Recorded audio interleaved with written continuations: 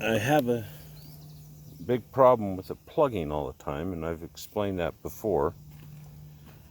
So the little bolts they have, I've had to limit to just 2, so I put some 1/4 inch with a piece of plate on the bottom so that it makes it easier to hold it in place.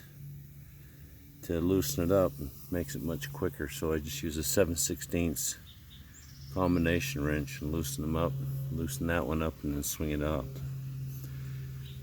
But this chamber here is what's got me concerned, because the blades are very, very dull.